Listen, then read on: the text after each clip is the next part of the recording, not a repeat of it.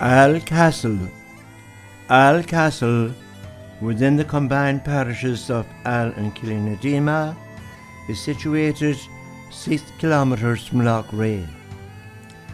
It lies within walking distance of Road R351, linking Woodford, Tina and Portumna. A tree-lined avenue leads to the castle itself.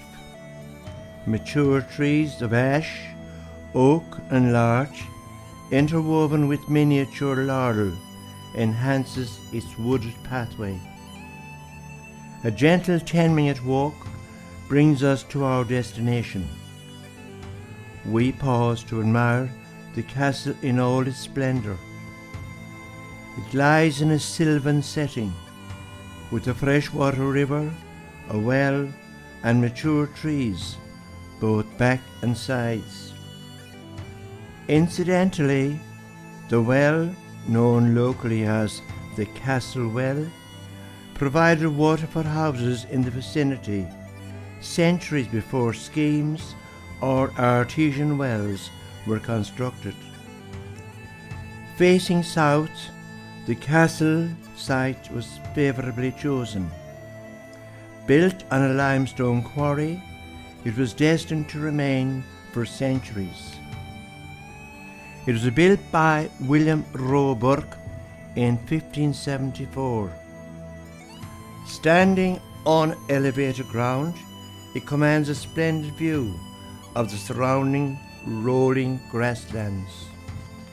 It rises 3 stories above base, and from the topmost story, even Dalystown Mansion comes into view. You enter by a large doorway and then find a spacious room.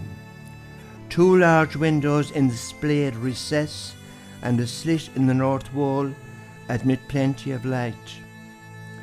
One of the outstanding features of the castle is the stone stairway. It affords access to the upper regions of the building. Another interesting part is the corbel roof, which even allows accommodation to tour the upper story and get a superb view of the surrounding hinterland. Here, there is a slight portion missing. Despite the mention in folklore that Aille Castle would not fall until the sky collapsed on the earth, a turret on the northwest fragmented during the recent storm, codenamed Lorenzo. A well-known story tells us that the famous skilled tradesman on Goban Seer had a hand in the work.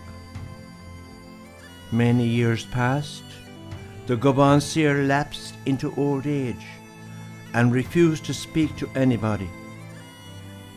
A poor scholar travelling home from the hedge school taught by Mr. Stafford in Kilcreast offered to speak to the Goban Seer, but no word passed the Goban's lips. Then the poor scholar said in a clear, distinct voice, "The castle of Aille fell last night." Like a bolt from the blue, the Goban rose like a shot, stared maliciously at the poor scholar, and screamed, "The castle of Aille will not fall until the sky falls on the earth." Having withstood the ravages of time since 1574, we are quite confident that it will see us out to our final judgment. According to folklore, a small garrison was built there during the 9 Years' War. Hugh O'Donnell continued his victorious journey southwards after his victory in the Battle of the Corlear Mountains, and his ally, Hugh O'Neill, at the Battle of the Yellow Ford. Athenry was then under English control, with a defensive garrison in the castle. Hugh O'Donnell burned the gates, failed to take the castle, but took possession of the towers, captured prisoners and sacked the town. The small garrison in Aille heard that Hugh O'Donnell intended to march on to Loughrea, so they abandoned the castle, fled to Ballinakill and across Sliabhachtaigh into County Clare, in what is known as Ballinakill N.S.